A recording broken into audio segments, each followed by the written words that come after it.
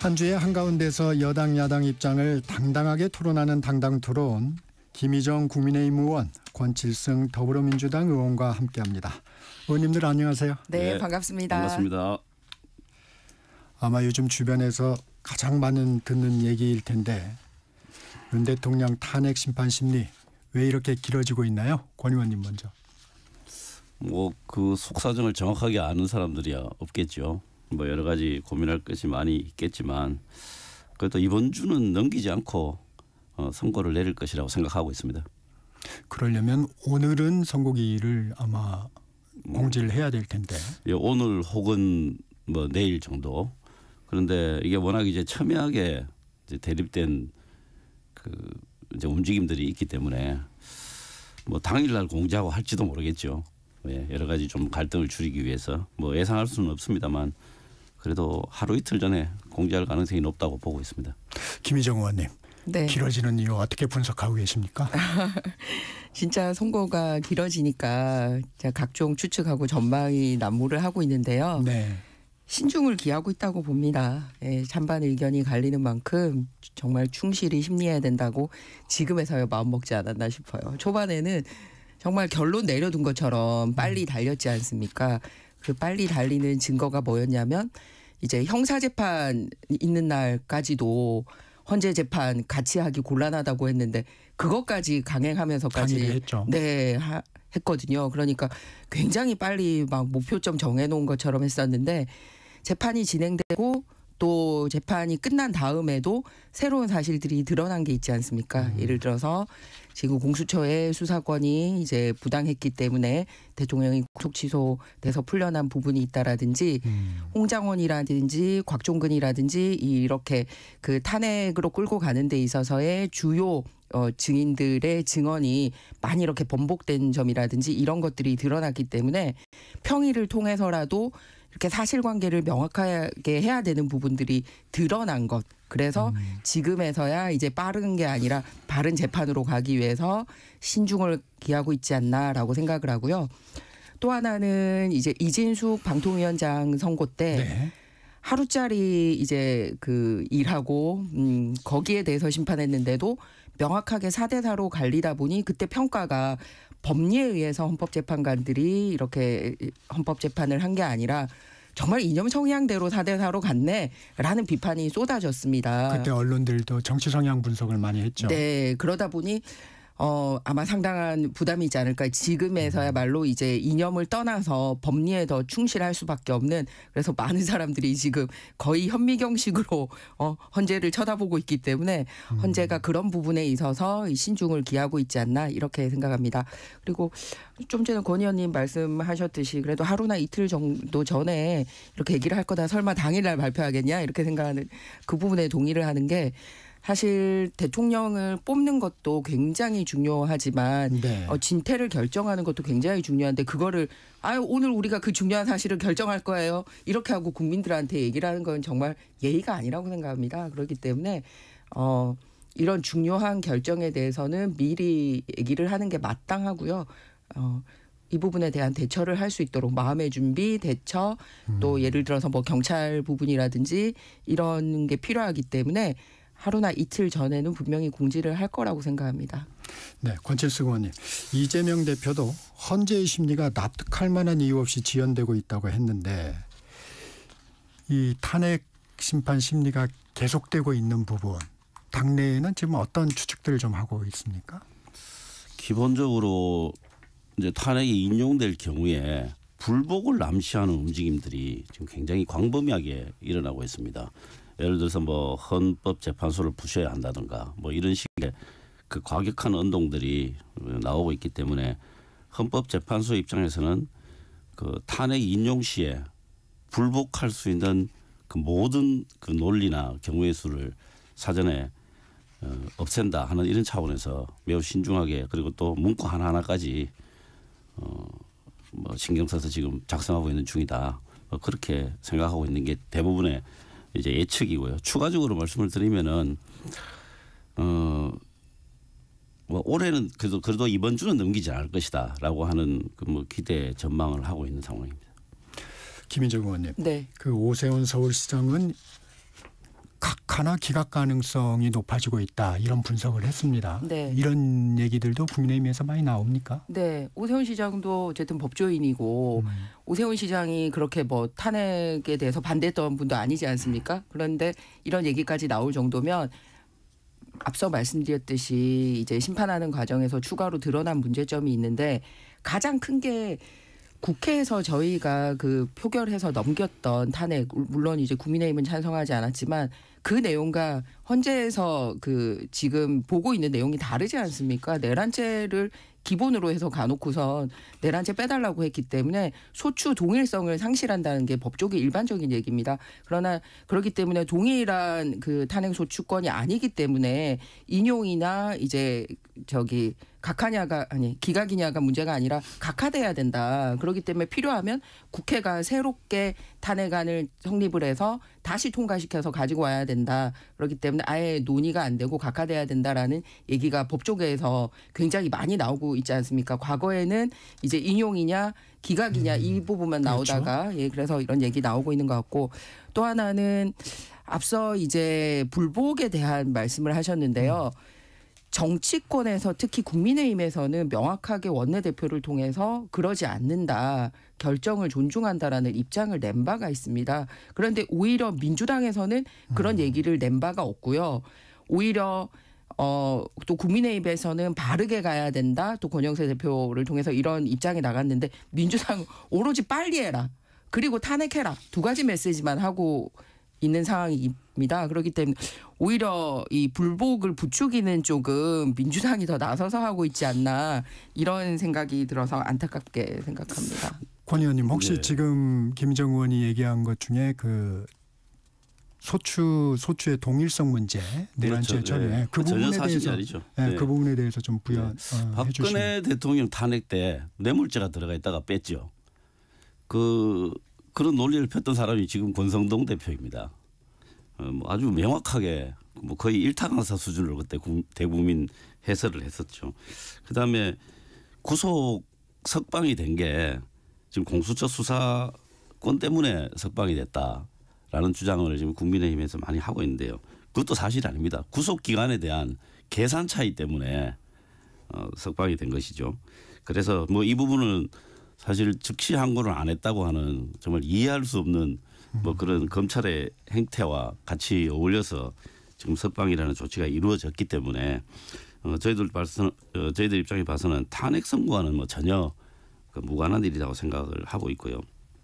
그다음에 그 오세훈 시장이 각하될 것이다 뭐 이런 이제 네. 이야기를 하고 했는데 네. 사실 박근혜 대통령 탄핵 때도 이게 이랬다는 거 아닙니까?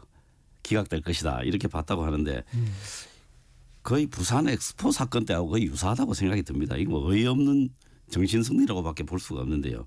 지금 현재 헌재 내부에 돌아가는 상황은 사실 철저한 보안 상태에서 이루어지기 때문에 진짜 많은 언론들이 그렇죠. 예, 언론들이 지금 뭐 취재를 하고 있지만 선고 날짜조차도 그렇습니다. 예측을 못하는 정도로 지금 보안이 철저하게 되고 있는 상황입니다. 그래서 내용까지 점을 친다. 이거는 그냥 어떤 의도를 가진 단순한 언론 플레이에 불과하다고 생각합니다.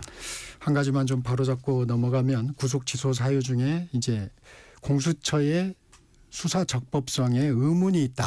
이제 이렇게 얘기를 한 거죠. 이 뭐 수사. 근데 그거는 사유는 아니었죠. 그 부분은. 네, 김정은 의원님.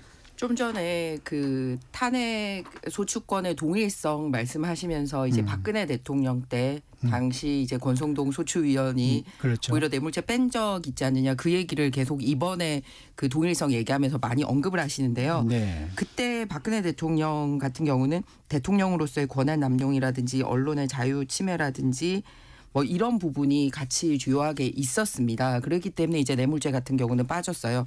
비유를 하자면 이런 겁니다. 김치찌개를 시켰는데 예? 김치 빼고 그냥 찌개 내오면서 이거 김치찌개다라고 얘기를 하고 있는 형국이에요. 지금으로 얘기를 하면. 그런데 과거 박근혜 대통령 때 얘기하면 김치찌개를 시켰으니까 밑반찬 나오는 것 중에 동일하게 김치가 똑같이 나올 필요는 없지 않냐라고 반찬을 김치 대신에 다른 뭐 겉절이로 바꾼 정도로 생각하면 되는데 이거를 동일성에서 그때랑 똑같다고 얘기하면 안 된다는 거예요. 똑같습니다. 이번에 탄핵안의 핵심은 내란죄로 얘기하고 그래서 국민의힘 보고도 맨날 야 니네가 그 투표 참여 안 하면 내란 동조 세력이야 하면서 그걸 가지고 얼마나 얘기를 했습니까? 즉 핵심을 빼놓고서 탄핵 얘기를 하자고 얘기를 하기 때문에 김치찌개에서 김치 그렇지 빼고 않습니다. 찌개 주는 거 하고 똑같다 이 얘기입니다. 주문한 게 나와야죠. 아니요. 이거는 짧게 마지막으로 형사적 책임과 예. 그 탄핵을 형사재판과 헌법재판. 예, 형사적 책임을 묻는 것과 탄핵을 묻는 것은 엄연히 다른 것입니다. 이게 권성동 대표가 그 당시에 박근혜 대통령 탄핵 때 아주 설명을 일목요연하게 잘했습니다. 그 부분을 보면 모든 게 이해가 됩니다. 이 관련해서 한 가지만 마지막으로 여쭙고 넘어가도록 하겠습니다. 예상입니다만 만장일치 선거 가능할 것으로 보이십니까? 김희정 의원님? 저는 아니라고 생각합니다. 음. 아니라고 생각하는 이유는? 그 정황적인 근거를 말씀을 드리겠습니다. 네. 저는 안에 돌아가는 데에 대해서는 정보가 없습니다. 그런데 오히려 이제 안에 재판관들하고 지금 국회 탄핵소추단의 변호사들하고도 훨씬 더 많은 정보를 나눌 수 있을 정도로 인맥관계가 저는 있다고 생각합니다. 최근 들어서 민주당이 갑자기 30번째 탄핵 카드 최상목 꺼내들고 있습니다. 네. 뭐 때문에 마은혁 재판관 임명하라고. 예, 그동안은 이제 마은혁을 임명하면 다시 이제 판결을 쭉 리바이벌 해야 되니까 이제 힘들다. 또는 표결에 참여시키지 않을 거다라고 얘기를 했는데 지금 다시 그걸 꺼내는 이유가 뭡니까? 표가 부족해서 그런 거 아닙니까? 그래서 보신다. 지금 기를 쓰고 그 이슈를 다시 올릴 때는 그만한 이유가 있지 않을까 이렇게 생각을 합니다. 네.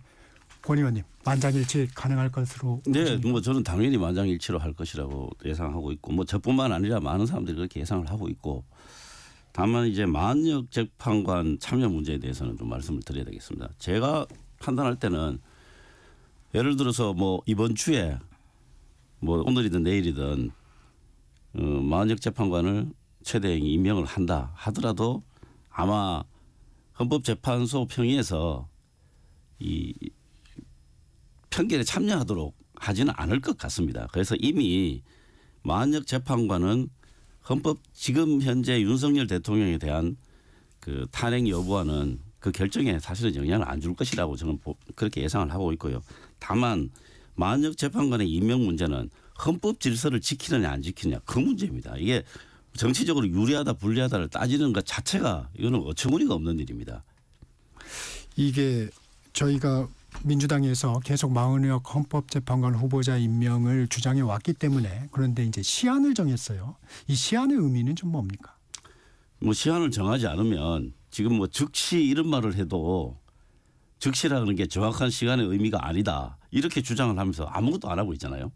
그렇기 때문에 시한을 정해서 이야기를 해야 그래도 좀 더 깊이 고민을 할 것이다. 이렇게 보고 있습니다. 저는 궁금한 점이 있는데요. 네. 그 민주당이 최상목 권한대행에 대해서 이제 임명 안 하면 탄핵안 통과시키겠다고 했는데 그럼 이번에도 150으로 하실 생각인지 저는 그게 굉장히 궁금해요. 그래서 이런 혼란을 바로잡기 위해서라도 이미 결심 그 재판까지 끝낸 우리 그 국무총리에 대해서 한덕수 총리에 대해서 빨리 결론을 내줘야지 민주당이 이런 거 가지고 사람 협박하거나 하지도 않고 지금의 국정 혼란을 최소화할 수 있고 이런 거야말로 헌법 질서를 바로잡을 수 있는 굉장히 쉬운 문제라고 생각합니다. 150이냐 200이냐. 그게 안 되면 민주당이 지금 또 최상목 150명으로 탄핵시킬 수 있다고 생각하니까 저렇게 하고 있는 거 아닙니까? 이 국가적 위기 상황에서. 의결 정족수 문제는 헌법재판소가 판단을 하겠죠, 같이. 그래서 그거는 기다려보면 되는 것이고요. 근데 그거를 빨리 안 해주고 이렇게 끌고 있지 않습니까? 그 끌고 있는 거는 그거는 헌법재판소의 재량이죠. 그래서 그거를 우리가 옆에서 이렇게 저렇게 촉구는 할 수 있지만 강요할 수는 없죠. 의원님, 근데 방금 앞서서는 대통령 거에 대해서는 끌고 있는 게 헌법재판소 재량이라고 얘기하지 않고 압박을 하면서 더 아닙니다. 쉬운 한덕수 총리에 대해서 끌고 있는 거는 헌재 재량이라고 얘기하는 게 앞뒤가 안 맞다는 거죠. 헌법재판소가 어떤 게 더 중요하고 신속한 판단이 필요할 건지 그 순서를 그 판단하는 것 자체는 헌법재판소의 재량인 것이죠. 네, 권 의원님 이게 궁금합니다. 오늘 임명하지 않을 경우에 민주당에서 어떤 대응 조치를 좀 할 계획인가요? 아마 탄핵을 심각하게 고민하지 않을까 싶습니다. 왜냐하면 지금 최상목 대행은 하루하루 매일매일 헌법 위반을 하고 있습니다. 이 마한역 재판관을 임명하지 않는 것 이거 우리가 한번 상상을 한번 해보시죠. 예를 들어서 지금 한 20년 전에 호주제가 폐지가 됐습니다. 이게 이제 헌법 그 불합치 판정을 받으면서 이제 위헌이 된 거죠. 그런데 만약에 국회가 그 법을 바꾸지 않는다고 한번 생각을 해봅시다. 그러면 행정기관들은 호주제에 근거한 여러 가지 행정 지시를 할 것이고 그 지시를 따르지 않을 때 뭐 과태료를 매긴다든가 뭐 이런 여러 가지 후속 조치들이 같이 따르게 될 것입니다. 네. 그거하고 똑같습니다. 그래서 지금까지 헌법재판소의 판결을 국가기관이 받아들이지 않은 적이 한 번도 없다는 거 아닙니까? 그런데 지금 대통령 권한대행이라는 사람이 헌법재판소의 판결을 자체를 지금 수용을 안 하고 있거든요. 이거는 헌법 질서를 기본적으로 물러나게 하는 행위입니다. 그렇기 때문에 마한역 재판관이 임명 그 자체를 뭐 정치적 이해관계를 떠나서 헌법 질서를 지켜야 된다고 하는 큰 틀에서 지금 최 대행은 당연히 임명을 해야 되고요. 그리고 개인적으로도 뭐 직무유기랄까 이런 형사적 측면의 책임도 벗어나기 힘든다고 봅니다. 네, 김희정 의원님 반론하시죠. 네. 이 부분에 대해서 언제까지라고 명시를 한 적이 없습니다. 임명 부분에 대해서는 아까 대통령이든 대통령 권한대행이든 최종 책임을 가지고 있습니다. 그리고 최성목 권한대행은 혼자서 이걸 결정한 게 아니라 다른 국무위원들과 신중하게 논의를 했습니다. 그래서 즉시 하여야 된다, 뭐 며칠까지 해야 된다 이런 게 없기 때문에 지금은 잠정적으로 어떻게 결론이 나 있냐면 쉽게 결론 내릴 수 있는 한덕수 총리가 복귀를 하면 그때 논의를 해도 충분하다라고 국무위원 전원이 판단을 하고 있다는 말씀을 드립니다. 그게 헌법 위반이라는 거죠. 헌법에 며칠까지라고 나와 있지 않습니다. 그러니까 네. 그러면 이제 헌법책이 지금보다 한 수십 배 두꺼워야 되죠. 그 하나하나까지 규정하면. 네. 이 탄핵과 관련돼서 여야가 대립하고 있는 사안도 좀 살펴보겠습니다. 이건 각각 제가 질문을 좀 드리겠습니다. 권칠승 의원님께 먼저 드리겠습니다. 권영세 비대위원장이 탄핵 기각이나 각하시 무리한 탄핵을 주도한 의원과 정당의 민영사상 책임을 묻는 걸 검토하겠다. 이 발언 좀 어떻게 평가하십니까? 우선 이제 자신부터 되돌아봐야 된다 하는 말씀을 좀 드리고 싶습니다. 국민의힘은 비상계엄 이후에 제가 볼 때 일단 갈 때까지 가보자 뭐 이런 식인 것 같아요. 그렇지만 현재 판결이 나면 아마 윤석열 대통령에 대해서 아주 신속하게 손절을 할 것이다. 저는 그렇게 예상을 하고 있습니다. 지금 현재 국민의힘 1호 당원이 내란 혐의자입니다. 그리고 탄핵 심판 중이고 그렇기 때문에 탄핵이 인용되면 그런 정당은 정말 해산 대상의 정당이 아주 딱 들어맞게 됩니다. 법논리상. 그렇기 때문에 먼저 좀 자신을 되돌아보시는 게 맞겠다 싶고요. 앞서 말씀드렸지만 이 탄핵 인용 결정이 나면 이 탄핵 사태에 대한 뭐 사과를 하고 또 윤석열 대통령과는 좀 차별화 조치로 나가면서 국면 전환을 할 것이다. 그렇게 저는 예상이 됩니다. 지금 권 의원님이 잠깐 말씀하셨지만 김희정 의원님. 네. 민주당에선 대통령이 내란이나 외환 혐의로 형을 확정받으면 소속 정당은 정당해산 심판을 받고 첫 선거에 후보자 추천을 금지하는 법안을 발의했습니다. 이 법안은 어떻게 평가하십니까? 잘못한 부분에 있다면 잘못한 만큼 책임을 지면 됩니다. 그러면은 민주당의 경우도 그러면은 이재명 대표의 이런 부분 여러 가지 법적 리스크에 대해서 온 당이 이렇게 감싸고 있지 않습니까? 거기에 대해서 동일하게 책임을 지고 있습니까? 그런 부분에 대해서 이제 민주당이 유도하는 게 뭐냐면 아까도 말씀드렸듯이 대통령에 대해서 내란죄로 탄핵해놓고선 이제 전부 다 내란 동조자라고 끌고 가놓고서 실제로 헌법에서는 재판 갈 때는 내란죄 빼고 이런 식의 걸 한다고 얘기하지 않았습니까? 그런데 통과되면 다시 이제 내란 동조당으로 만들어서 정치권 전체를 싹쓸이 하려고 하는 그런 거를 보이는 거예요. 그런데 오히려 국민의힘이 내건 이 탄핵안이나 이런 부분에 대해서는 어떤 결론이 나든 앞으로 국회가 법적으로나 제도적으로 개선해야 될 부분에 대한 정당한 제안을 했다고 봅니다. 왜냐하면 국민의힘이 찬성은 하지 않았지만 이 모든 행위를 국회 이름으로 하고 있는 상황입니다. 그렇죠. 그래서 국회의원의 일원으로서 굉장히 안타깝게 생각하고 있는 거거든요. 특히 어떤 부분이 문제가 되냐 하면 우리가 지금 여야의 실익을 떠나서 이제 권영세 대표가 얘기한 부분 중에 논의해 볼 만한 부분이 지금은 헌재 결정이 나올 때까지 다 직무가 정지가 됩니다. 그러니까 실제로 이 탄핵안이 인용될 거라고 생각하지 않지만 그냥 밉보이는 국무위원에 대해서 너 며칠 동안 일하지 마. 이렇게 발목을 잡을 수 있는 걸로 탄핵안을 써먹을 수 있게 우리나라 지금 국회법이 되어 있어요. 네. 그래서 이런 부분은 탄핵 소추를 당하더라도 헌재 결정이 나올 때까지는 직무정지를 하지 않는다라든지 이런 거는 비단 이번 대통령 탄핵안에 대한 이런 찬반을 떠나서 국회가 정말 국민의 대표라면 이 제도적인 미비점을 살펴볼 수 있는 부분이 저는 분명히 있다고 생각합니다. 네. 그리고 두 번째는 선고 기일이 이제 대통령처럼 정말 중요한 직책의 경우는 예를 들어서 180일 이런 거를 지킨다 하더라도 굉장히 이게 길게 보니까 일반 국무위원의 경우는 이 선고 기일에 대한 조정을 한다라든지 또 아까 말씀드린 그 보복 탄핵법 그러니까 탄핵에 대한 요건을 제대로 갖추지 못해서 탄핵을 무리하게 추진했을 경우에는 거기에 대해서 책임을 지우는 법이라든지 이런 거는 국회가 서로 전향적으로 아니 앞으로 계속 야당만 하시려고 목표하는 게 아니잖아요. 민주당이. 그러면 살펴볼 만한 부분이 있지 않냐. 특히 이번에 그 패를 눈으로 본 것 중에 이렇게 다 그 8건이 다 이제 기각이 됐잖아요. 그 변호사비 전부 다 국회가 국민 혈세로 다 됐습니다. 하루짜리 이진숙 방통위원장 그 변호사비만 1억 2천만 원. 그리고 지금까지 국회 탄핵 소추안 그 낸 거로 변호사비를 4억 6천만 원 넘게 썼더라고요. 근데 인용된 게 하나도 없어요. 근데 누구도 책임지지 않습니다. 어디다가 가서 이 책임을 지라고 얘기를 해야 됩니까?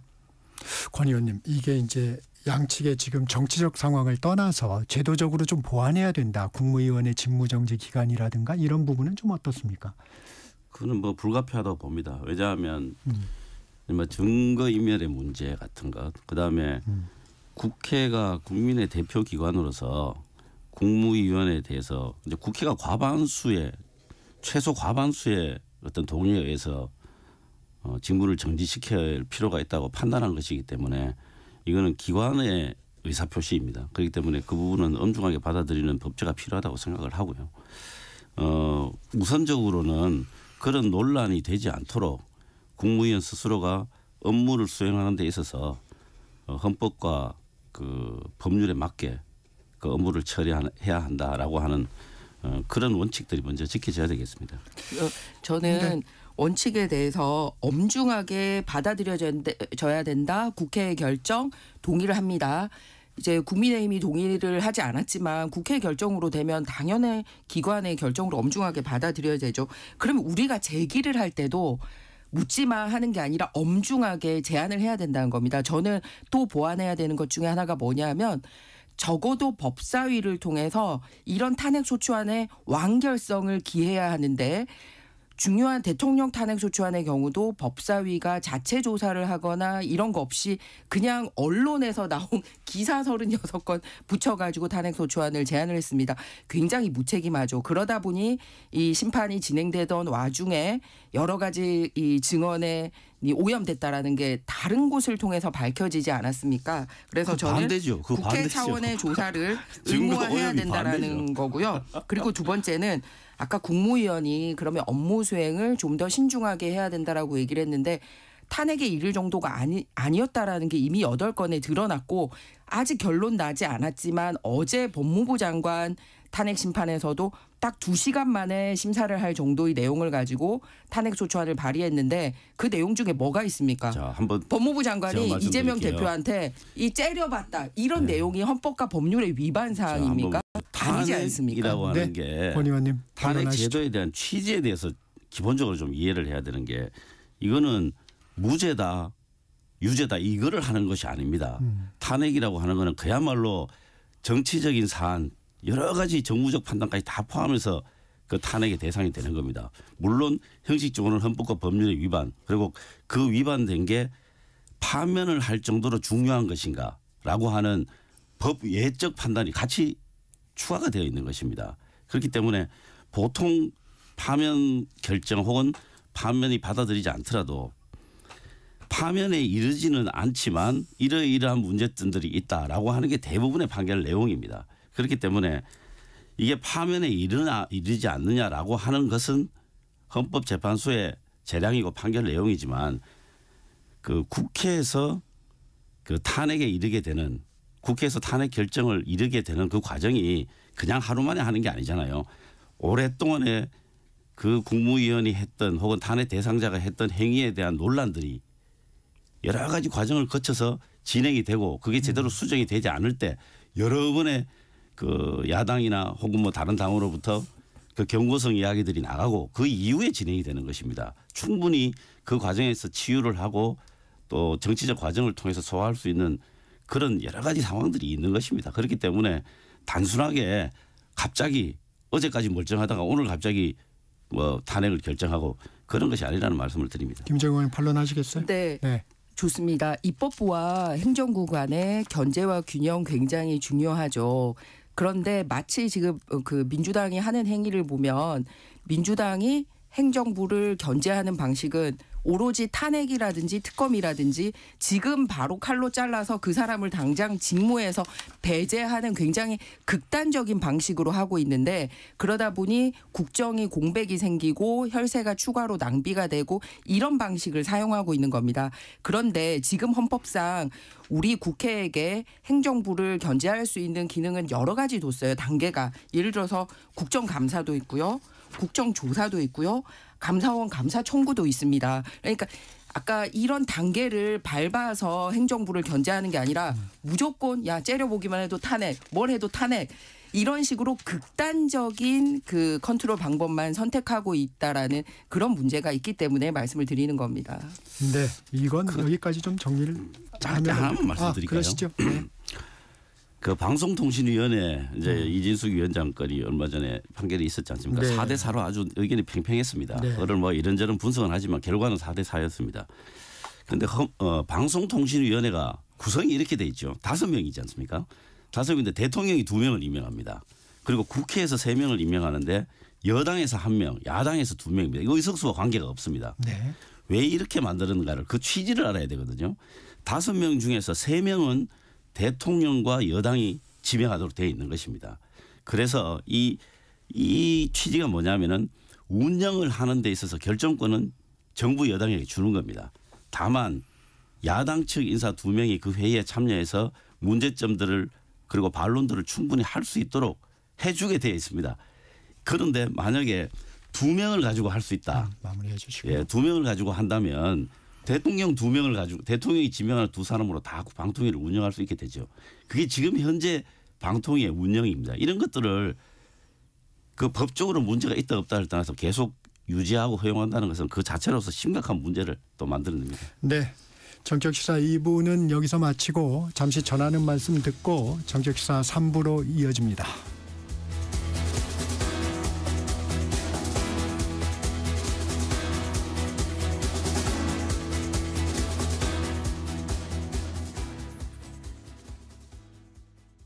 잠시 후 8시 반부터 일부 지역국에서는 해당 지역 방송을 보내드립니다. 워렌 버핏은 가치 투자, 필립 피셔는 성장주 투자, 피터 린치는 장기 투자. 방법은 달라도 목표는 하나. 성기영의 경제쇼가 성공의 길로 안내합니다. 깊이 있게, 명쾌하게, 지금 이 시대 경제에 관한 모든 것을 알려드립니다. 평일 오후 4시 5분 성기영의 경제쇼와 함께하십시오.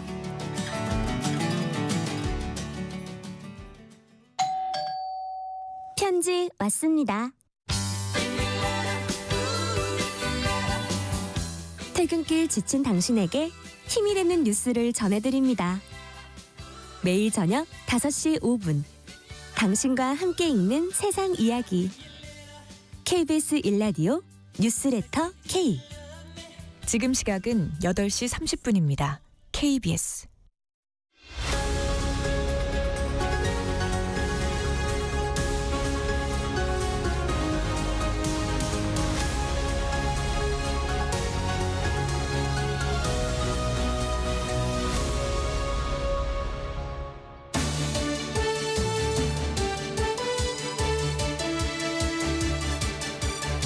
한강토론 김희정 국민의힘 의원, 권칠성 더불어민주당 의원과 함께하고 있습니다. 네, 헌재를 압박하는 여야의 장애 여론전도 뜨겁습니다.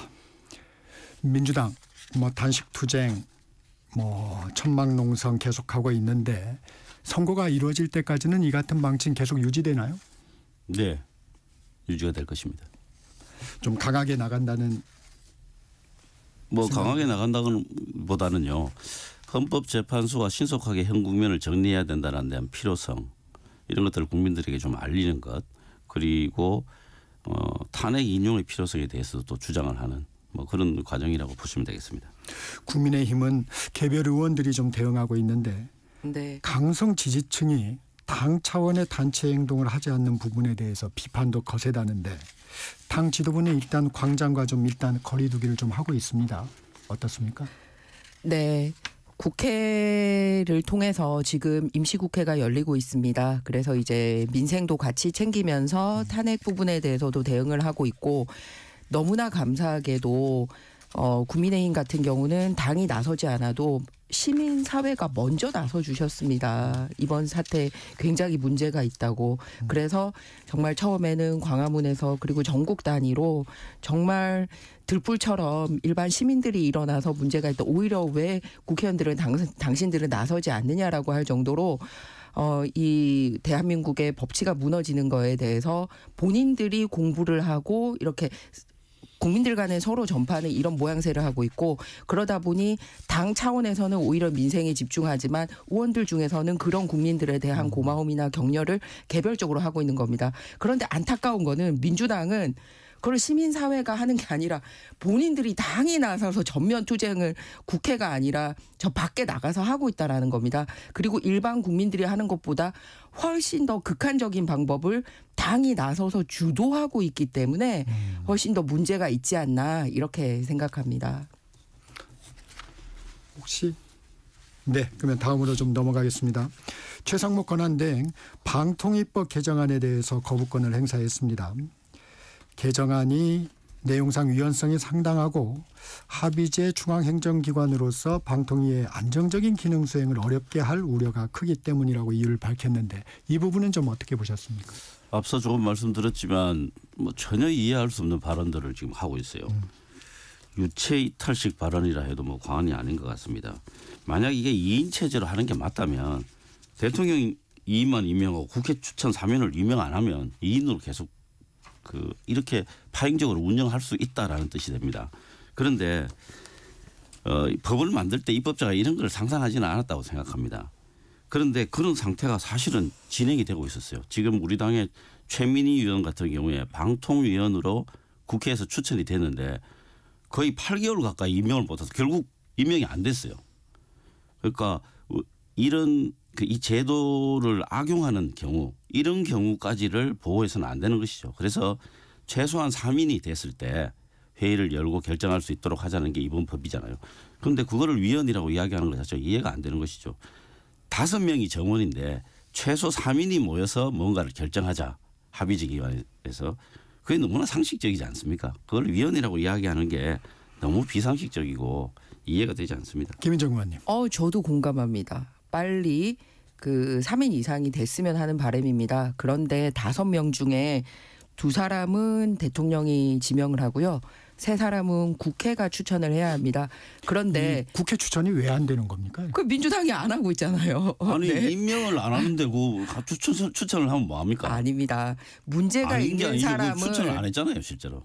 민주당이 적법한 사람을 추천을 하셔야죠. 적법한 그래서 사람이 어디 있어요? 그게 적법 안적법이 어디 있습니까? 그거를 이야기하는 것 자체가 말이 안 그러면 됩니다. 제가 끝까지 얘기 좀 할 수 있도록 해주십시오. 즉 무슨 말이냐 하면 국회가 추천을 3명권을 가지고 있으면서 대통령 2명인데 3인이 안 되면 기능을 정지하라라고 얘기를 하면 방통위 기능을 정지할 수 있는 방법 중에 하나가 우리가 왜 그 하루짜리 방통위원장 탄핵해가지고 기능 정지하는 네. 방법 하나 받지 않습니까? 그러니까 그 방법이 안 통하니까 꺼내든 방법이 뭐냐면 2명으로는 안 돼. 그러니까 해놓고서 국회가 3명 추천을 끝까지 안 하는 거예요. 그러면은 언제든지 무력화 시킬 수 있다라는 겁니다. 그런데 과거 민주당 같은 경우는 굳이 최민희여야 한다고. 그때 선거법상 문제가 있어서 이제 재판 받고 있고 막 이런 상황이었거든요.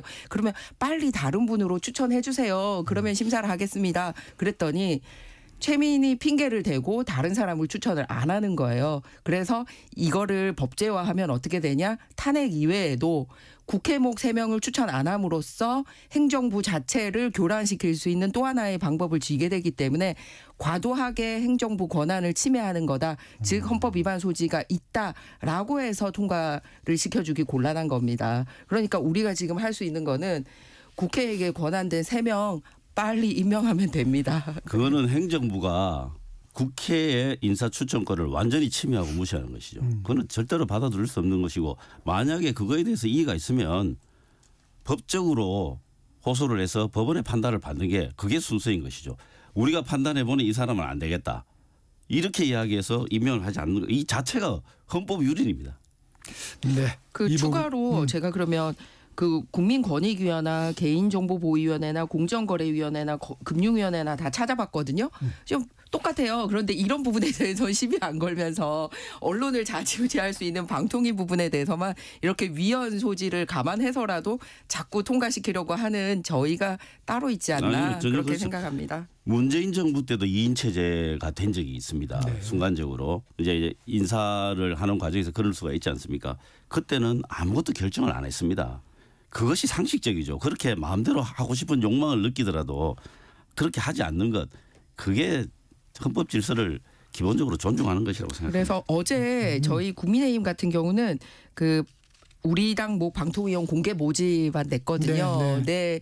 그래서 정말 언론 쪽에 밝으신 분들 저희 국민의힘 공개 모집에 많이 좀 응모해 주시길 바랍니다. 네. 주제를 좀 넘어가 보겠습니다. 국민의힘 당의 공식 입장으로 헌재 선고에 승복하겠다는 입장을 밝혔습니다. 이재명 민주당 대표 유튜브에서 승복 안 하면 어떡하겠느냐 하면서 승복 의사를 밝혔는데 약간 미흡하다는 의견도 있습니다. 이재명 대표의 공식적인 승복 메시지 좀 나올 수 있을까요? 뭐 이거를 공식적으로 이야기한다는 것 자체가 좀 어이가 없는 일입니다. 이건 너무나도 당연한 일입니다. 그렇기 때문에 특별히 이걸 공식적으로 선언한다는 것 자체가 국민들이 볼 때 매우 이상한 코미디처럼 느껴질 것이라고 생각합니다. 당연히 헌법재판소의 판결에는 승복을 합니다. 김정환님. 그런데 이제 이재명 대표의 그 공식 메시지가 왜 중요하냐면 일단 3월 26일 본인 지금 재판이 걸려 있습니다. 네. 선거법에 의해서 물론 이제 대법원 판결이 남아있다 하더라도 1심에서 징역 그다음에 1년 집행유예 2년 해서 사실상 출마가 힘든 그리고 정치 생명이 끝날 수 있는 형을 이미 받은 게 있고 3월 26일 그게 걸려 있습니다. 그래서 굉장히 민주당은 신중한 판단보다는 굉장히 빠른 재판에 대한 얘기를 하고 있습니다. 그래서 누구보다도 이재명 대표의 그런 메시지가 본인의 이 지금 처지하고도 연결이 돼 있기 때문에 명확하게 해줄 필요가 있다라는 말씀을 드리고요. 특히 이재명 대표 같은 경우는 본인 재판에 대해서도 받아들이겠다라는 것도 필요하고 그리고 또 사실은 헌재 판결은 빨리 내리라고 하면서 본인은 선거법상 정한 6개월, 3개월을 온갖 꼼수를 써서 다 미루고 있지 않습니까? 그래서 이런 이중적인 행위를 보이고 있기 때문에 이재명 대표가 당사자이자 그 국내 원내 일당 대표로서 명확하게 해야 될 필요가 있다. 이런 국민들이 기대를 하는 겁니다. 재판을 지연했다 저런 이야기를 국민의힘에서 많이 하는데요. 재판이 지연된 이유를 혹시 아십니까? 증인 요청이 검찰 측에서 10배가 넘어요. 그렇게 했기 때문에 시간이 오래 걸린 거죠. 그런 내용을 좀 사실관계를 보셔야 된다고 보고요. 지금 어제도 뭐 권성동 대표가 마흔역 재판관 임명하면 안 된다. 그런 취지로 이야기를 했잖아요. 뭐 직접적으로 이야기를 했죠. 이 자체가 지금 정부 여당이 합작으로 헌법 파괴 행위를 하고 있는 겁니다. 그러면서 뭐 야당한테 당연히 그런 거는 말할 필요도 없는 이 헌법재판소 판결의 승복 문제를 승복해야 된다고 이야기하는 거는 이건 정말 어이가 없는 정치 공세입니다. 그 사실관계 좀 확인해야 될 게 네. 이재명 대표 재판 그 지연한 것 중에 증인 신청 계속하고 있는 쪽도 이재명 대표 쪽도 그러고 있고요. 두 번째는 제가 알기로 한 4대 40명쯤 됩니다. 4대 40 정도. 오죽했으면 변호사 선임을 안 해서 국선 변호사 붙여줘야 되냐고 이런 얘기까지 나왔는데 아니 본인 변호사를 지금 그거 며칠 차이잖아요. 아니 그러니까 제 얘기가 이재명 대표가 그거는 기일 전에 안 가기 때문에 본인 변호사를 전부 다 법사위원으로 임명할 정도로 변호사단이 빵빵하면서도 본인 변호사 못 붙여서 이 진짜 불쌍한 국민들에게 붙여줘야 되는 이 국선 변호사 붙여야 된다는 얘기까지 나올 정도로 그 재판 이야기를 지연하고 누가 했죠? 그다음에 그 이야기를 다른 사람이 하는 잠시만요. 그렇게 네. 인용하면 그다음에 안 맞죠. 그 위헌 판결이 이미 난 부분이 있거든요. 그 저기 허위 사실 유포. 그런데도 이거 다시 위헌 심판 그 걸어가지고 재판 지연하려고 한다라든지 쓸 수 있는 온갖 방법 다 쓰고 있지 그 않습니까? 허위 사실 유포에 그 쭉 이어온 그 히스토리를 좀 아시나요? 그 이야기 하면 길어져서 이재명 아무튼 633을 지켰으면 좋겠다. 그리고 이미 지켜지고 있지 않다 이 네. 얘기입니다. 이재명 대표 재판 얘기는 다음 주에 또 선고도 좋습니다. 있으니까 그때 네. 또 많이 하시기로 하시고요. 네. 지금 미국이 한국을 민감 국가 목록에 추가한 것을 두고 정치권에서 공방이 좀 이어지고 있습니다. 일단 외교부가 뒤늦게 파악한 바로는 미 에너지부 산하연구소의 보안 문제가 원인이라고 밝혔는데 여야는 또 다른 부분을 많이 지적을 하고 있어요. 이 부분은 좀 어떻게 보고 계십니까? 권 의원님. 우선 이 부분은 사건 발생 기준을 보면 1년이 넘고 또 민간국가 등록 기준으로 보면은 한 2달 정도 된 일인데 정부가 뭐 내용은 둘째치고 이런 기본적인 사실관계조차도 전혀 지금 파악이 안 되고 있다라는 거 이게 지금 가장 큰 문제입니다. 한미 동맹을 엄청 이야기했는데 미국과 한국 간에 지금 이런 기초적인 정보 소통도 안 되고 있다는 게 큰 문제라고 보고 있고요. 이 내용 자체가 굉장히 민감한 사안인데 정부가 전혀 민감하지 않게 대응하고 있다는 거 이것도 기본적으로 좀 문제라고 생각합니다. 김희정 의원. 저도 정부가 이 사실을 늦게 알게 된 부분에 대해서는 굉장히 유감으로 생각을 합니다. 그런데 민감국가 지정이 된 지난 1월 같은 경우는 한독수 권한 대행까지도 탄핵이 돼서 사실상 이제 국정 그 마비 상태가 굉장히 심각한 상태였죠.